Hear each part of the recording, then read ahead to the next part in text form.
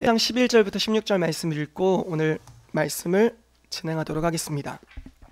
제가 나누어 드린 종이에 다 적혀 있으니까요. 한번 같이 읽어보겠습니다. 시작. 그가 어떤 사람은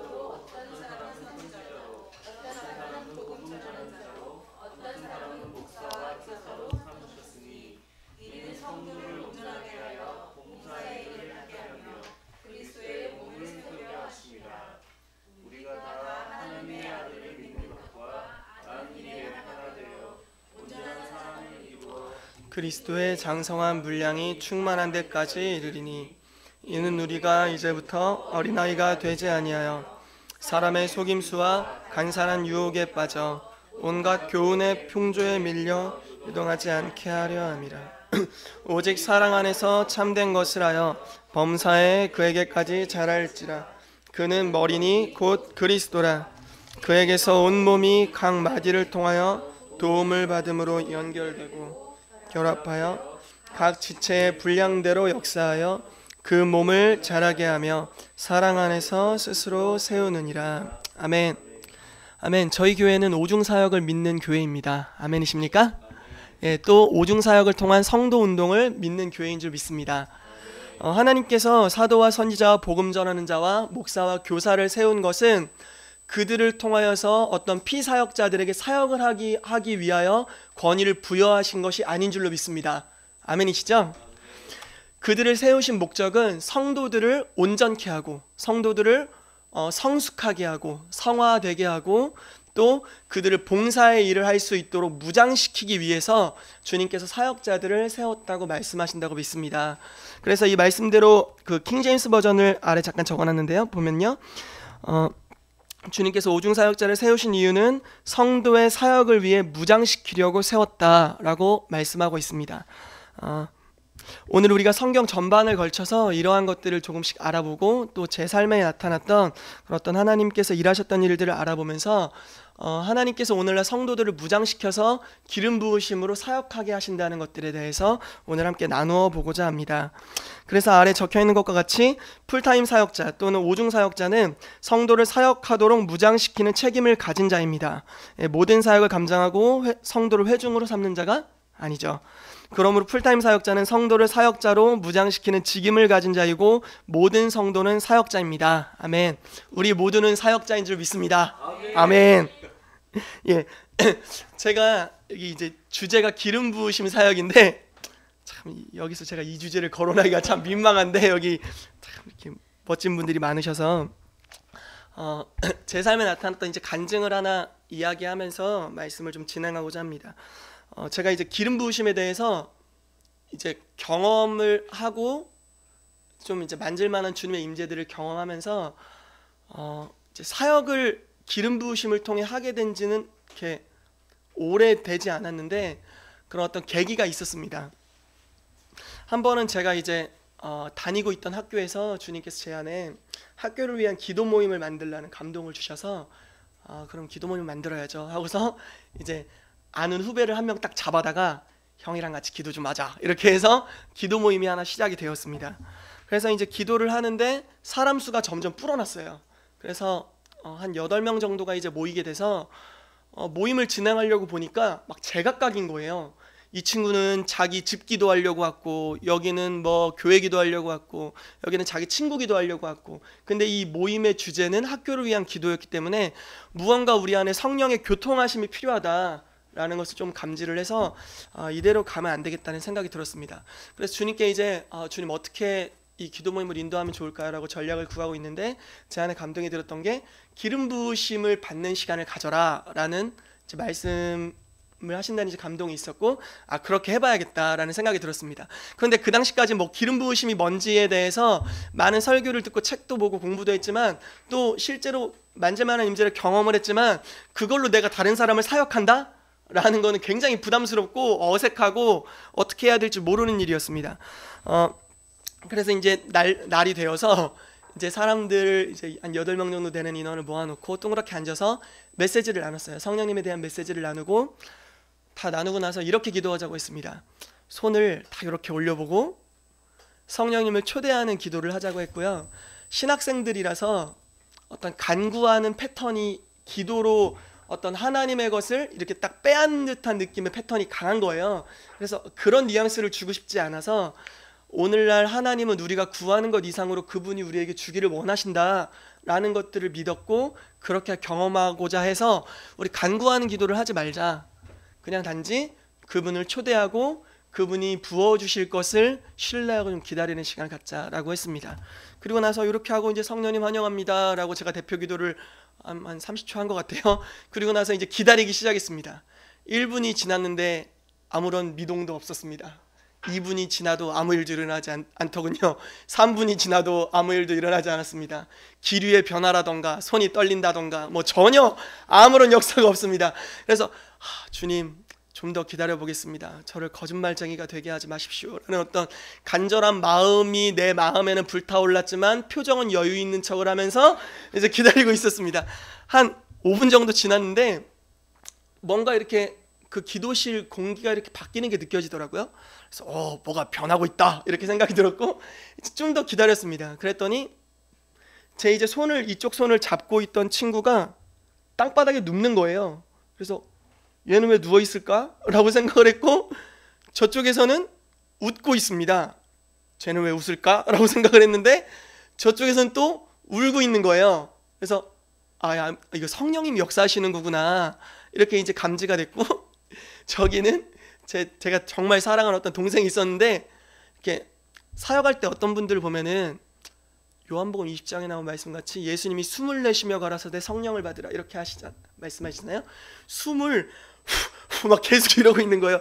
근데 제 육신적인 판단의 눈으로 그날 가장 충만하지 않았던 그 친구를 향해서 바람을 불어대고 있는 겁니다. 얼굴이 계속 엄청 민망한 현상이 막 일어나고 있는 거죠. 그리고 나서 이제 주님을 막 쭉 경험하는 시간이 됐습니다. 그리고 나서 오늘 하나님 역사하셨나 봐. 그리고 안녕 잘가 다음에 또 봐 이렇게 하고 헤어졌습니다. 그리고 다음 주에 기도 모임을 하려고 다시 모였는데 이제 얘기들을 해주는 거예요. 저한테 형제님 제가 이제 교회에서 섬기는 학생이 다리가 다쳐서 기도를 해줬는데 다리가 치유됐어요. 뭐 이런 간증이 있고 제가 옛날에 맨날 귀신 음성을 들었는데 귀신 음성이 안 들리고 하나님 음성이 들려요. 이런 얘기가 이제 들리고 제 마음이 굉장히 슬펐는데 마음이 치유됐어요. 이런 간증들이 들리는 거예요. 근데 더 놀라웠던 것은 기름 부으심을 경험하고 성령님의 임재를 체험한 이들을 통해서 어떤 하나님의 사역들이 그들 가운데 나타나게 됐다는 겁니다. 그러니까 제가 그들을 사역했다기보다는 주님께서 그 시간을 통해서 그들을 사역을 할 수 있도록 무장시키는 것들을 경험한 것이죠. 제가 이것을 이제 쉽게 말해서 2학기 때 체험을 했고요. 이 바로 직전 방학 때 사건이 또 있었습니다. 교회에서 있었던 일인데요. 교회 저희 전사님 한 분이 노방 전도를 나갔다가 애들에게 이제 중학교 1학년 애들에게 언니가 국수 삶아줄게 이렇게 해서 애들 2명을 전도해 왔습니다. 교회로. 그래서 전도를 해와서 이제 국수를 맛있게 삶아주고 나서 저에게 붙여주니 도망가 버렸어요. 나보고 이제 전도하고 알아서 해먹으라는 거죠. 그래서 이거 어떻게 할까 하다가 그 당시 이제 저희가 이제 노방전도를 할 때 사형리를 펴서 이제 전도를 하는 게 있어서 사형리를 딱 펴서 차근차근 읽어줬습니다. 예수님을 영접하겠니? 이렇게 이야기를 했고 두 아이 모두 예수님을 영접했어요. 그리고 나서 왠지 기름 부으심을 이제 경험하고 있는데 이렇게 그냥 끝내고 싶지 않다는 생각이 들어서 야, 손 좀 이렇게 해봐 이렇게 하고서 성령님을 기다려보자 라고 하고 기름 부으심을 받는 시간을 가졌습니다. 성령님 환영합니다 하는데 그 아이가 야, 뭐 느껴져 했더니 손이 따끔따끔거려요, 손이 떨려요 막 이러는 거예요. 그래서 이제 그날 이제 아이들도 방학이었고 저도 방학이었는데 집에 잘 갔어요. 그리고 나서 다음날 한 점심쯤 됐는데 애들이 부르지 않았는데 또 온 겁니다. 두 아이들이. 근데 두 아이들만 온 게 아니라 친구를 하나 달고 온 거예요. 그래서 이제 전도회를 했구나. 그리고 나보고 복음을 전해달라고 하는구나라고 생각이 들었고 제가 복음을 전하기 위해 새로 만난 친구에게 이제 인사를 하고 나름 아이스 브레이크를 한 다음에 그다음에 이제 사형리를 펼쳐서 복음을 전하려고 하는데 그 2명의 아이들이 전사님 하지 마세요. 제가 할 거예요. 하더니 지들끼리 사형리를 피고 복음을 계속 읽어준 다음에 영접 기도를 시키고 그 다음에 야, 손 좀 이렇게 해봐 해가지고 기름 부으심을 받아야 된다고 하더니 성령님을 환영하고 실제로 기름 부으심을 경험하는 시간을 가졌어요. 그렇게 아이들이 이제 밑작업을 다 깔아놓으면 제가 이제 후반 작업을 하는 겁니다. 그래서 이제 저녁 늦게까지 애들이랑 지지고 볶고 먹고 성경 이야기도 해주고 예수님 이야기도 해주고 기름 부심에 대한 이야기도 해주고 하면서 그렇게 방학을 지냈어요. 그래서 날마다 뭐 애들 데려오고 전도하고 애들 데려오고 전도하고 했는데, 방학이 끝나고 나서 이제 저는 학교가 이제 경기도 쪽에 있어서 경기도 쪽에 갔었고, 애들은 이제 대전에서 이제 막 이렇게 지냈죠. 학교에 가서 아이들이 그와 같이 사형리로 복음을 증거하고 기름 부으심을 가지고 반 애들에게 느껴지냐 이렇게 한 거예요. 그러면서 한 1년 정도 지났는데 그 반 아이들을 거의 다 전도하는 일들이 있었어요. 그러면서 어떤 충격을 받았냐면,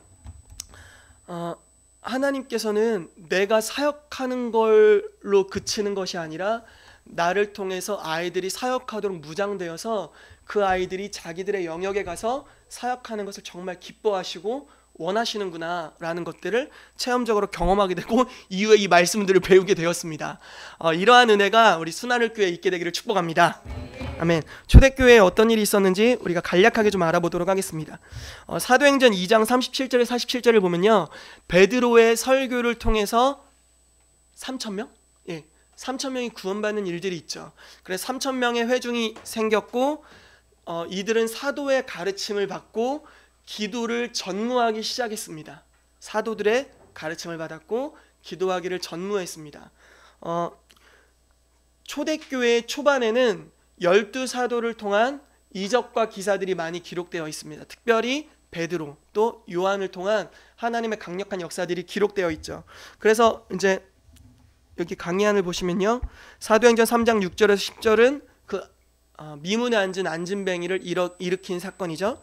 베드로가 은과 금은 내게 없지만 내게 있는 것으로 너에게 준다. 나사렛 예수 이름을 일어나 걸으라 하고 손을 잡고 일으켰더니 발과 발목에 힘을 얻어서 걷기 시작하였습니다. 그리고 그 일을 계기로 5,000명이 구원받게 되죠. 그리고 5장 12절 16절 계속 어떤 베드로를 통한 하나님의 강력한 역사들이 있게 되고, 더 많은 성도들이 사도들의 가르침을 받는 이야기가 계속 진행되게 됩니다. 그 이후에 7집사를 선출하게 되고요, 7집사 중에 한 명이었던 스데반이 성령과 능력으로 민간의 기사와 표적을 행하게 되는 이야기를 합니다.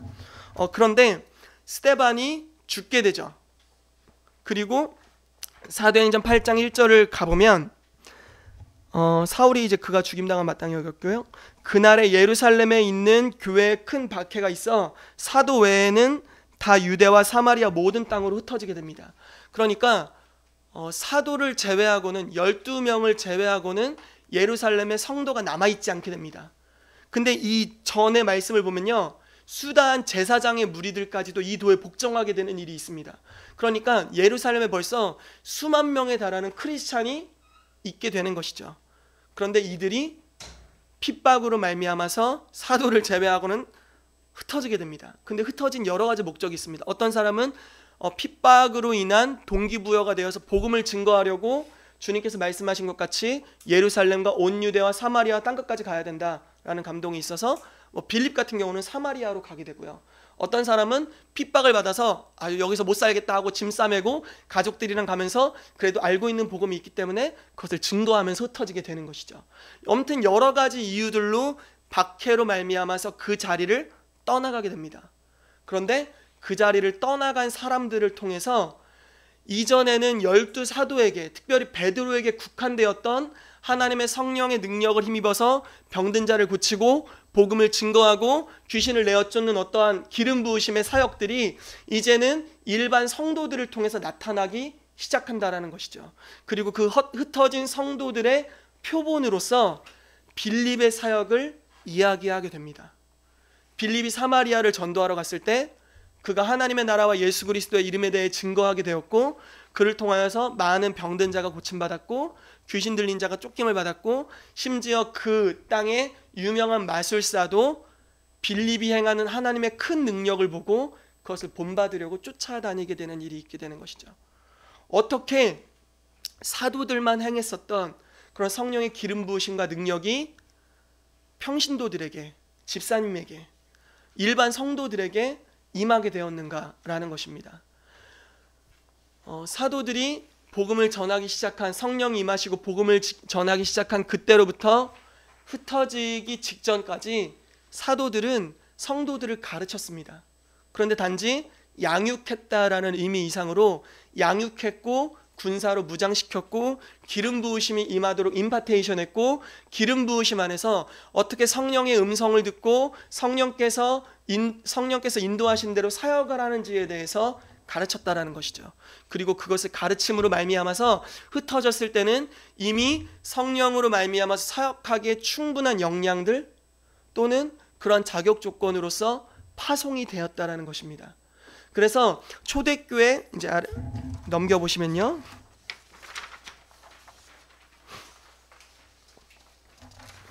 넘기는 게 아니군요. 초대교회 단 60년의 시간 동안 그 당시에 땅끝이라고 여겨졌던, 그 당시에 이제 서머나가 이제 땅끝이라고 여겨졌었는데요.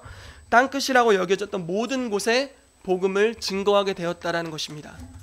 12명이 기름 부으심을 받아 사역하는 것보다 훨씬 더 수만 명에 달하는 성도들이 성령으로 무장되게 되었고 그들이 흩어짐으로 말미암아 복음이 증거되었다라는 것입니다. 근대사의 현대사의 교회사적인 의미로서 중국에서도 비슷한 일이 일어났습니다. 짧게 설명을 하면요, 중국이 문화혁명으로 인해서 그 당시에 들어왔던 모든 선교사가 다 쫓겨났습니다. 그리고 중국에 한 수백만 정도의 크리스찬이 있었는데 지도자들은 다 잡아들여졌고 모든 성경은 다 압수당해서 불태워졌습니다. 이제 문서가 없는 것이죠. 그리고 영적인 아비들은 다 그 나라부터 쫓겨나거나 감옥에 가거나 순교를 당한 것입니다. 그래서 그 해외 저널들이 뭐라고 이제 기재를 하기 시작했냐면 중국의 기독교 역사는 끝났다. 이제는 중국에서는 기독교의 이제 씨가 말랐다. 이렇게 이야기를 했습니다. 그런데 문화가 개방되고 나서 중국의 뚜껑을 열어보았더니 중국에는 약 1억에 달하는 크리스천이 있었고 매일 3만 명 정도가 통계학적으로 구원을 받는 부흥의 역사가 일어나는 현장이었다라는 것입니다. 왜 이런 일이 일어났는가? 평신도들을 통해서 하나님께서 그들에게 강권적으로 기름 부으시고 핍박 가운데 복음을 증거하게 하셨다라는 것이죠. 한 가지 일례를 이야기를 해드리겠습니다. 하늘에 속한 사람이라는 책을 쓴 또 본인의 간증이죠. 윈영제가 있죠. 윈영제가 이제 어렸을 때 자기의 간증을 이야기한 것을 봤는데 어머니를 통해서 이제 하나님을 알게 되었고 성경 이야기를 듣게 되었습니다. 성경 이야기를 듣다 보니까 성경책이 너무 갖고 싶은 거예요. 그래서 주님 성경책을 주십시오, 주십시오라고 기도하는데 안 주는 거예요. 왜냐하면 성경책이 그 당시 다 불탔으니까 없는 거예요. 그래서 나 작정하고 금식을 해야겠다. 식음을 전폐하고 성경책을 달라고 해야겠다는 생각을 하게 됩니다. 그리고 이제 막 굶기 시작하는 거죠. 주님 제발 성경책을 주십시오, 성경책을 주십시오 하는데 막 하루 이틀 지났는데 그 당시는 잘 못 먹었기 때문에 이 친구가 이제 막 헷가닥 하는 겁니다. 막 이렇게 막 혼절하기도 하고 기절하기도 하고 막 이러는 거예요. 체력이 왔다 갔다 하는 거죠. 그런데 어느 날 비몽사몽간인지 꿈인지는 정확히 기억이 안 나는데요, 한 노인이 자기 하인 2명을 시켜서 자기에게 성경책을 배달해주는 꿈인가 환상을 보게 됩니다. 그리고 나서 그것을 어머니에게 이야기를 하게 되죠. 그랬더니 어머니가 우리 아들 미쳤다고 울기 시작합니다. 왜냐면 이제 너무 못 먹었으니까 이제 그렇게 된 거죠.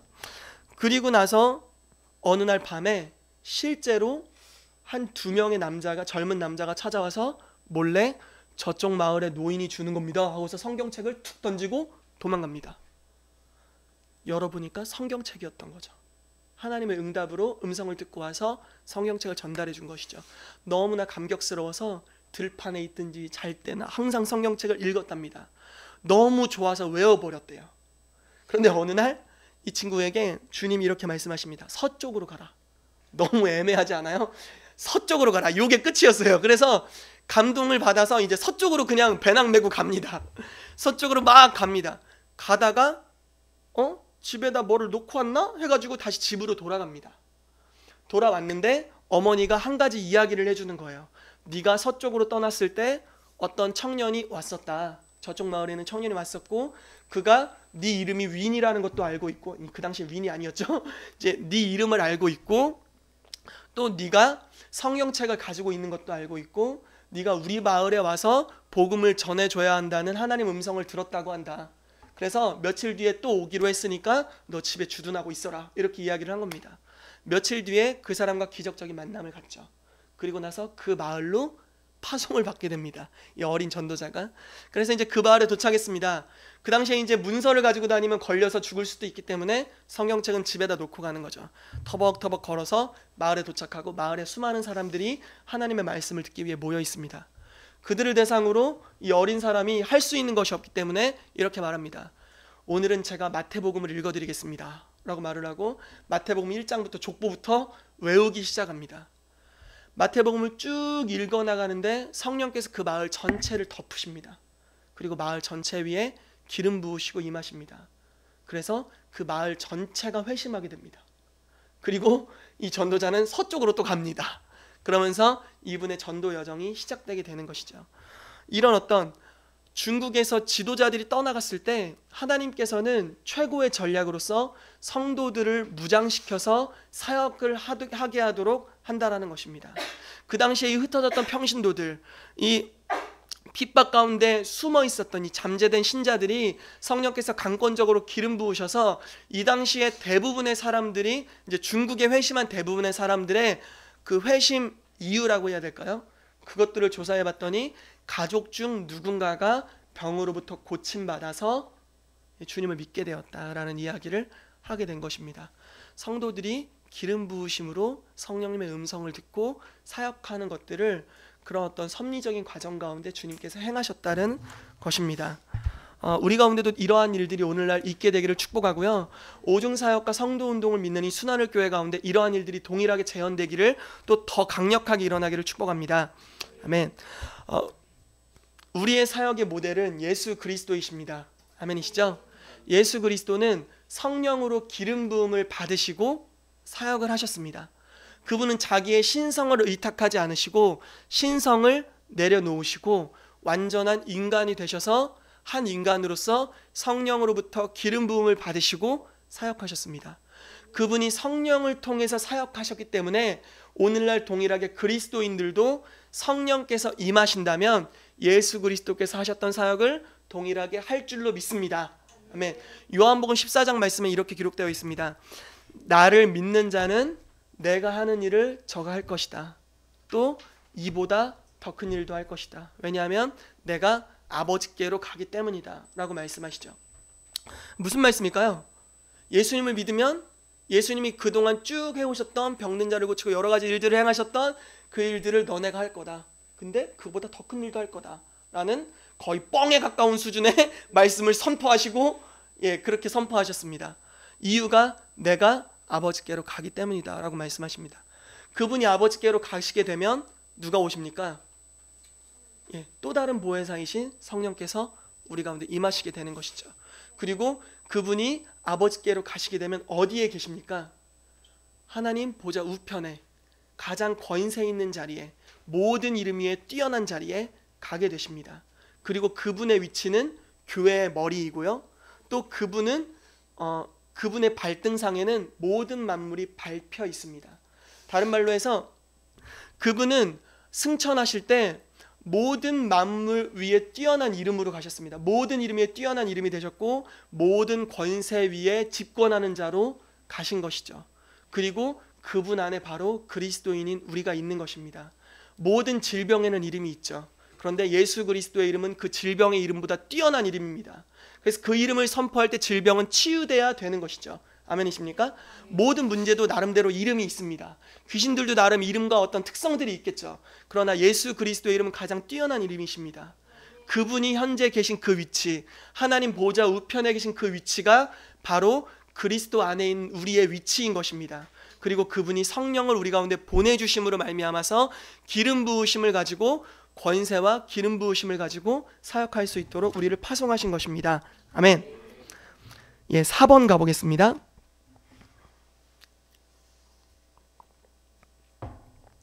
성령의 기름 부음으로 사역하기입니다.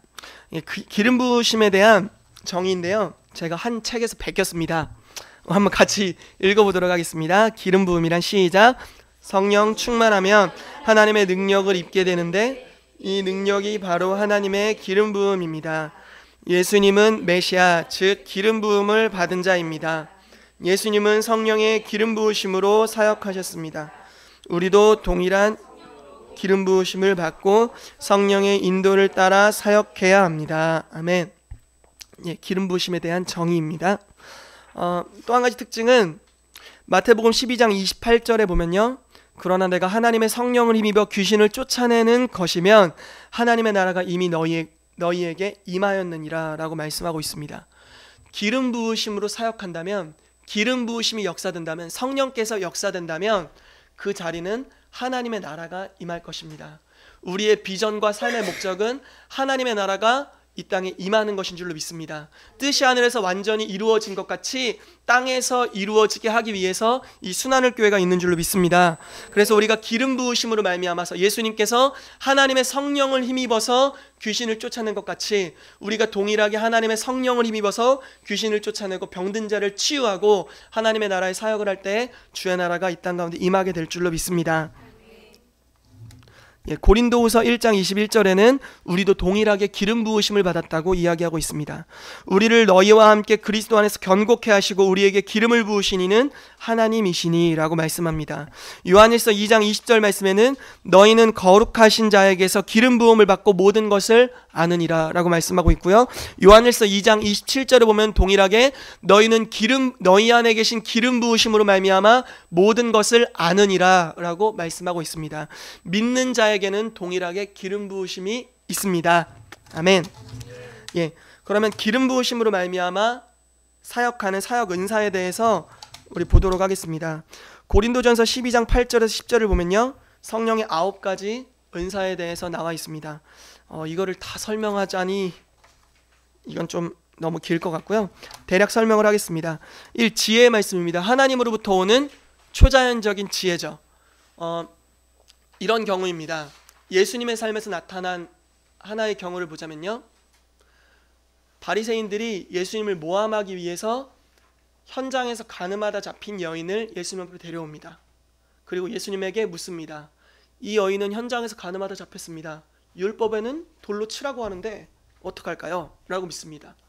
그런데 예수님은 참 곤란한 상황입니다. 예수님은 하나님은 사랑이시라는 것을 증거했었고 그분의 은혜와 완전한 자비를 증거했습니다. 그런데 또 예수님은 율법에 대해서 신뢰하는 그 당시의 유대교의 풍습들, 또 이러한 것들에 대해서 인정하셔야 합니다. 그러니까 굉장히 애매한 상황이죠. 율법대로 돌로 쳐라 하면은 그분이 증거하시는 하나님의 사랑, 하나님의 은혜와 자비의 어떤 성품들이 금이 가게 될 것이고요, 돌로 치지 마라, 살려줘라, 은혜를 베풀라 라고 말하자니 또 하나님의 율법에 대해 범법한 자가 되는 것입니다. 이럴 때 예수님은 성령으로 말미암아 하나님의 지혜의 말씀으로 그들에게 답변하기 시작합니다. 너희 중에 죄 없는 자가 돌로 치라. 굉장히 지혜로우면서도 이 대답도 저 대답도 아니면서도 하나님의 성품을 드러낼 수 있는 이 완전한, 하나님께만 있는 완전한 답변, 이것이 이제 지혜의 말씀의 한 가지 이렇게 나타나는 영역이죠. 또 하나를 말씀드리자면요, 이런 경우입니다. 이것은 예언에 많이 적용되는데요, 다윗이 이런 음성을 듣습니다. 주님, 저 블레셋을 우리 가운데 붙이시겠습니까? 라고 물었고 주님께서 내가 블레셋이라는 나라를 너에게 붙여주겠다 라고 말씀하셨습니다. 예언을 받은 겁니다. 약속을, 어떤 멀리 있는 표대를 들은 것입니다. 그런데 주님께서 지혜의 말씀을 통해서 전략을 말씀하십니다. 다윗아, 군대를 이끌고 뽕나무 뒤에 숨어 있어라. 그러다가 저쪽에서 복병이 이렇게 일어나는 소리가 나거든, 나와서 전쟁을 해라. 그럼 여호와께서 승리를 주실 것이다 라는 어떤 하나님께로부터 오는 전쟁 전략을 말씀하십니다. 이게 지혜의 말씀의 다른 한 가지 차원입니다. 성령께서 우리 가운데 이러한 지혜의 말씀을 주십니다.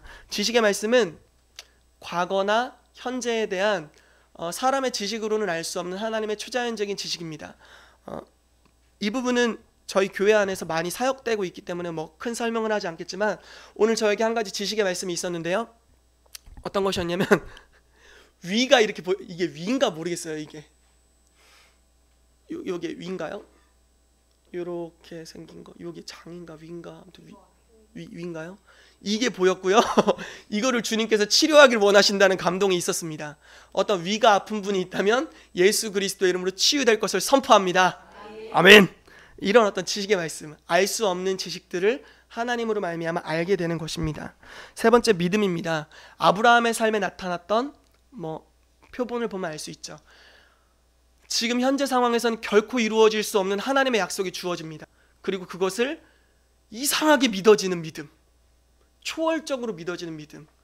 아브라함과 사라 같은 경우는 믿을 수 없는 중에, 바랄 수 없는 중에, 아이를 낳을 수 없는 중에 수많은 족속의 아버지가 될 거라는 음성을 들었고, 모든 민족이 이 민족을 통하여 구원을 얻을 복을 받을 것이라는 약속을 받았습니다.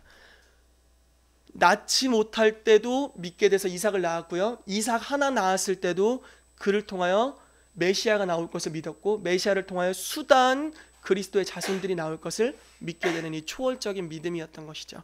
이러한 믿음이 우리 가운데 있게 되기를 축복합니다. 병고침을 따로 설명하지 않겠습니다. 기적. 주님께서 잠깐 자연계의 법칙을 중단시키시고 초자연적으로 개입하시는 사건입니다. 예를 들어서 베드로에게 무리를 걸어라 이렇게 하는 일들, 여호수아가 해는 멈춰라 라고 선포했더니 해가 멈춰버린 일들, 이사야가 히스기야가 병에서부터 치유될 것에 대한 증표로서 예언적으로 선포하죠. 해가 15도인가요? 5도인가요? 뒤로 물러날지어다라고 선포했고 물러나게 되는 어떤 자연 법칙을 초월한 하나님의 기적의 역사들입니다. 예언은 이후에 예언 스쿨들이 교회 안에서 많이 있을 것입니다. 영분별, 어떤 배후에 있는 영의 세력들 또는 영의 그 특성들을 분별하는 것입니다. 방언은 다 알고 계시죠? 통역도 알고 계시죠? 넘어가겠습니다.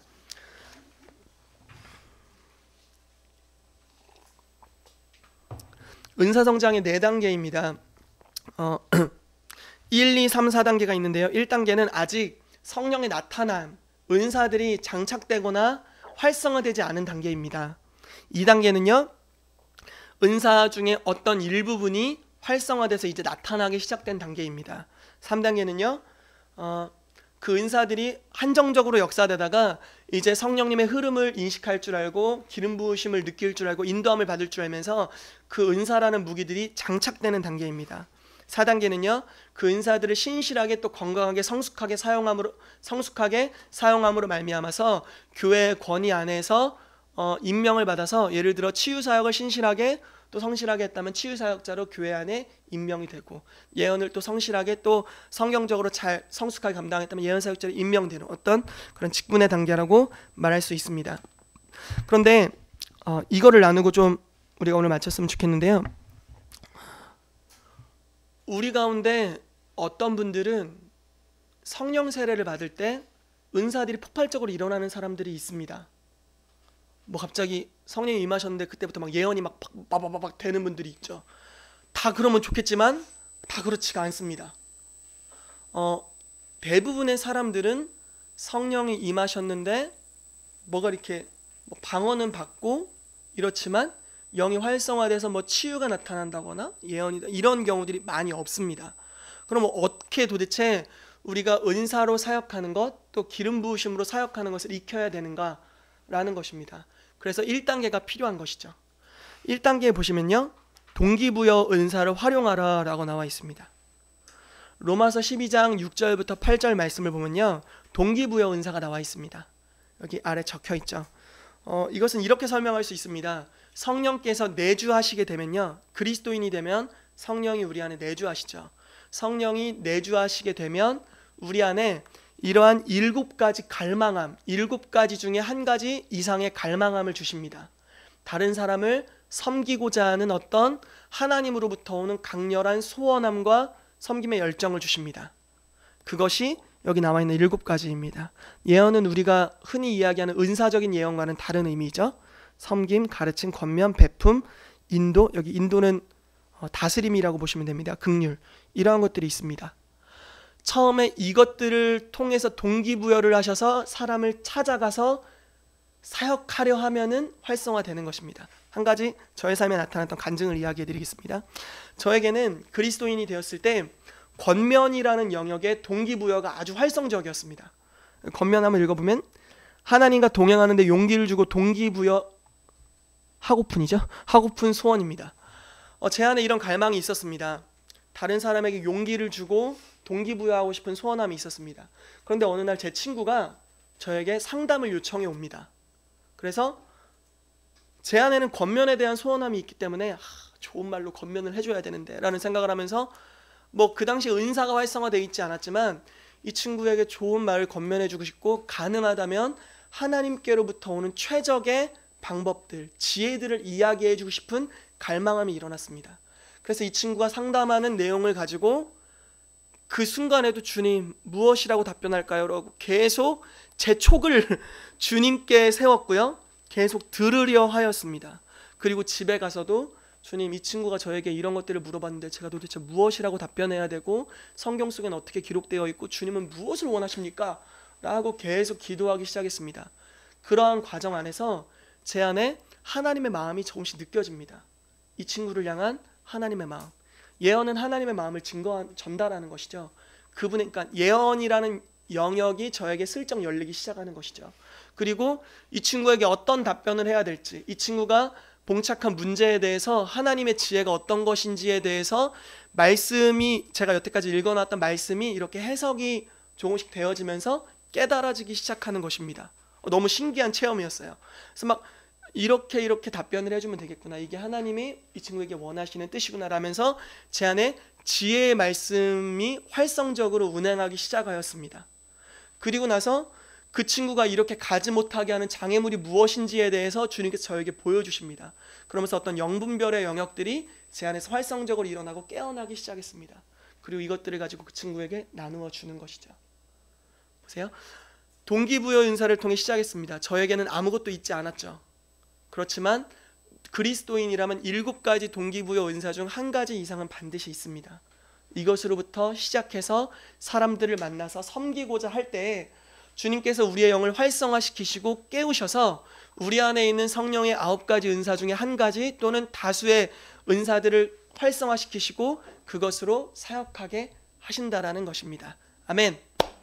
우리가 이미 있는 영역에 대해서는 계속되는 사역의 은사 또 직분까지 가게 되시기를 축복하고요. 우리가 있지 않은 어떠한 영역에 대해서는 동기부여 은사를 통해서 섬김의 기회가 있을 때마다 다른 사람을 섬기게 되시기를 축복합니다.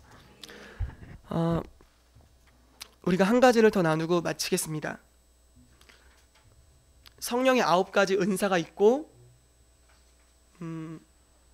있습니다. 그런데 주의해야 될 2가지가 있는데요. 한 가지는 은사는 이렇게 보시면 됩니다. 로마서 말씀에 하나님의 부르심과 은사에는 후회하심이 없느니라 라고 말씀합니다. 여기서 예를 들어 제3단계 계속되는 사역의 은사의 단계까지 여러분이 어떠한 영역에 가시게 되면요, 그 은사는 기름 부으심이 있을 때든 없을 때든, 내가 기분이 좋을 때든 나쁠 때든, 내가 오늘 영의 상태가 좋을 때든 나쁠 때든 언제든지 꺼내서 사용할 수 있습니다. 여러분들에게 어떤 장착된 은사가 있다면요, 어떤 여러분에게 예언에 대한 장착된 은사가 있다면 오늘 마음이 안 좋을 때도 사역이 되고 좋을 때도 사역이 됩니다. 내가 오늘 심지어 죄를 졌을 때도 사역이 되고 안 졌을 때도 사역이 되는 것입니다. 그러면은 우리가 은사를 의지해서 사역해야 하는가? 다만 내가 가지고 있는 것을 한정적으로 나에게 예언의 은사가 있으니까 나는 예언으로만 사역하는 거구나 이렇게 생각하고 예언으로만 해야 되는 것인가? 아니면 성령님께 내 은사의 사용에 대해서 가능성을 열어드리고 심지어 내가 지금 없는 영역일지라도 그분의 통치 안에서 그분이 원하시는 것을 하시도록 나를 통로로 내어드릴 것인가 라는 것이 이제 봉착하게 되는 것이죠. 예전에 저희 교회 오셨던 한 요르단 선교사님이 계셨습니다. 그 선교사님이 주 무기가 축사였던 것 같아요. 그래서 그분이 이제 은사 단계는 축사였습니다. 그래서 교회 와서 막 이렇게 막 축사를 합니다. 그리고 기름 부으심이 임하도록 이제 임파테이션을 막 해주는 거예요. 그런데 이분이 사역을 하다가 갑자기 이렇게 말을 합니다. 왜 예언의 기름 부으심이 느껴지지? 이러는 거예요. 그러면서 난 한 번도 예언해 본 적이 없는데? 그러는 겁니다. 실제로 예언해 본 적이 한 번도 없는 거예요. 그런데 기름 부으심 안에서 성령님께 자기를 내어드리고 이렇게 나아가는 데는 익숙했던 것이죠. 그래서 예언의 영이 또 기름 부으심이 임하는 것을 느꼈고 자기는 그것이 장착되지 않았습니다. 근데 그날 하나님께서 그렇게 사역하도록 임재하신 것을 감각했죠. 그래서 어떻게 하기 시작했냐면요, 믿음으로 예언을 합니다. 이쪽 자리부터 해서 자매님을 향해서 주님이 이렇게 말씀하시는 것 같아요 라고 약간 자신감 없는 목소리로 이야기를 했는데, 저희들은 한 몇 년간 같이 지냈기 때문에 이 자매의 속사정을 다 알고 있습니다. 그러니까 막 너무 정확한 예언들이 그날 이렇게 속사부까지 쏟아져 나오더라고요. 이렇게 되는 것이죠. 우리가 사역하는 것은 내가 사역하는 것이 아닌 줄로 믿습니다. 우리가 증거하는 것은 하나님의 나라인 줄로 믿고요, 성령께서 그 사역을 주도하시는 줄로 믿습니다. 우리 가운데 장착된 것을 내 임의대로 사용하는 것이 아니라, 심지어는 내가 없는 것일지라도 주님께서 그렇게 역사하신다면 그렇게 자신을 내어드릴 때 우리 안에 더 많은 영역에 하나님의 나라를 섬길 수 있는 영적 무기들이 장착될 줄로 믿습니다. 뒷부분은 집에 가서 읽으시면 되겠습니다. 우리 같이 기도하도록 하겠습니다.